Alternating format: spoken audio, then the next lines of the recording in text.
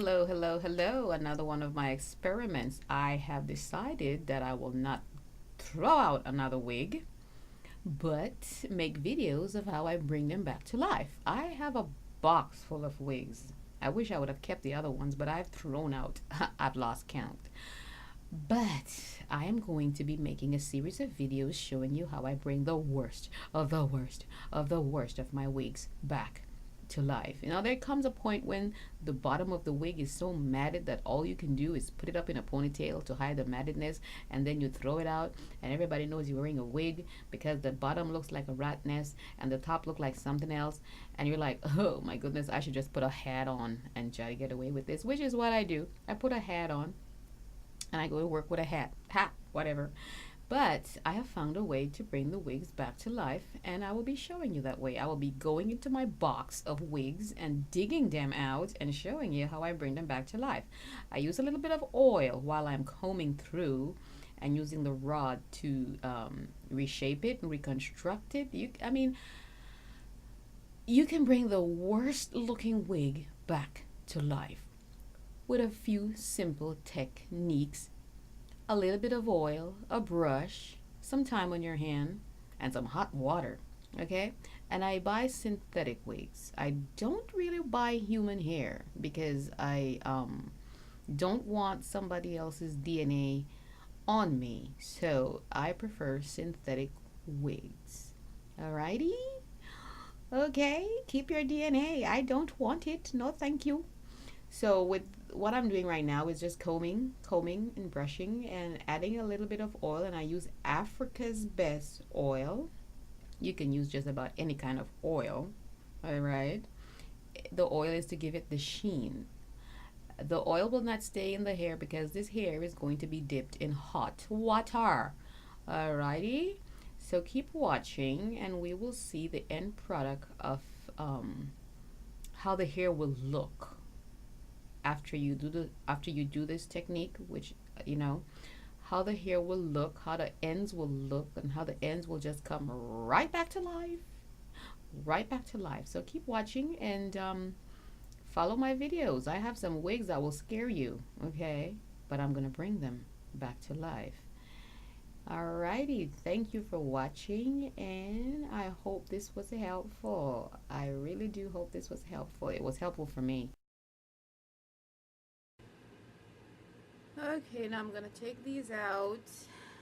They've been dipped in hot water, and I only did the ends. I only did the ends of this wig because what I am doing is preserving the ends. We all know synthetic wigs, after a while, the ends look matted, but you can prevent that very easily. Usually when I buy another wig, it's because the ends have become very matted and I can no longer use the wig. Usually the top is preserved, but the ends of synthetic wigs becomes matted very easily. That is very preventable, very easily as well, by using very simple techniques. I use oil to give it that sheen. The reason why these are all tangled up was because I did the hair about 3 days ago and I'm just finishing the video today. And I couldn't find the wig. Okay, so your ends are gonna look something like that when you're finished. Okay? You want your ends to look like this. For a 2-year-old wig going on heading for 2.5 years old. And you can bring it back to almost brand new by using very simple techniques. Now the reason why I didn't do the entire wig is because, like I said before, I'm bringing the ends back to life.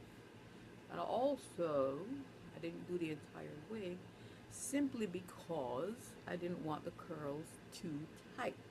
Because the first time I curled it, I did the entire wig and the curls were very tight, almost up like this, and I had to keep pulling it down to get that, to achieve that look that I desired look. So you can finger comb through these curls, or you can brush it, comb it with a big tooth comb, whatever you want to do. All depends on the desired curl texture that you're looking for. Right now I am only loosening it with my fingers.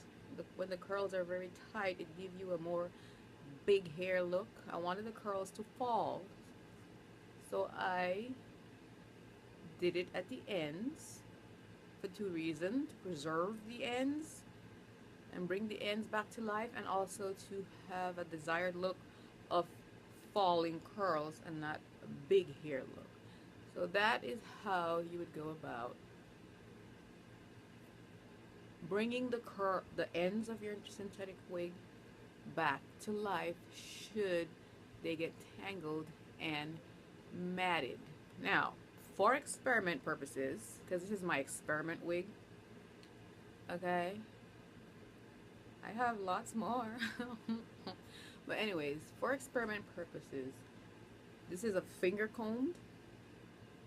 Now I am going to comb it out with a big tooth comb and see what happens. So let's use a big tooth comb and see what happens on the curls. So we have it.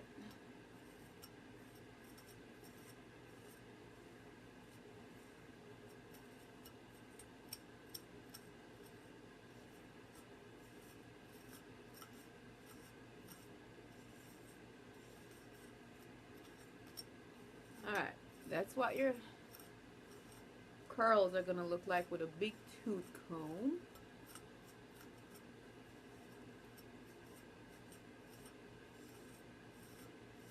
Okay? Okay, those are finger combing, big tooth combing. Let's use the finer side. Oop, just broke a tooth. Alright, let's get the finer side. So that's what it's going to look like with the finer side of the comb. Alright. So finger, comb. And now I'm going to do an even finer combing with a brush. Let's see what our curls will do.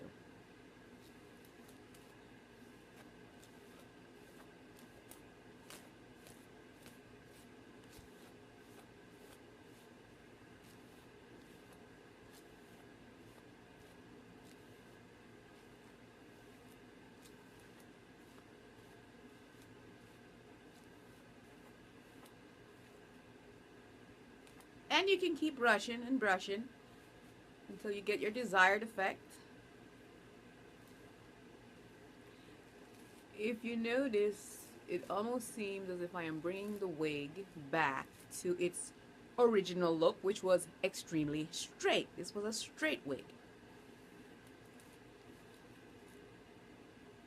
Okay. We can see that I curled some of them in the wrong direction, and that's why I have these stubborn little going that way and someone up here going this way. But we're not going to worry about that. That will eventually fall flat in about a day. So there we have it. And you can take your hand and just go like that. You can take your hand and just fluff it up like that for that bigger look.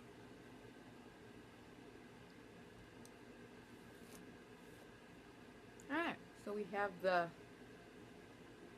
finely brushed side, and the part that was important was the ends, looking brand new, like it just came out of the pack,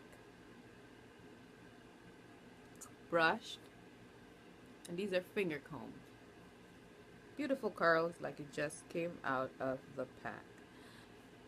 If you like this video and it was helpful, feel free to give it a thumbs up and subscribe. Thank you very much. Alright, I'll be back with some more tutorials.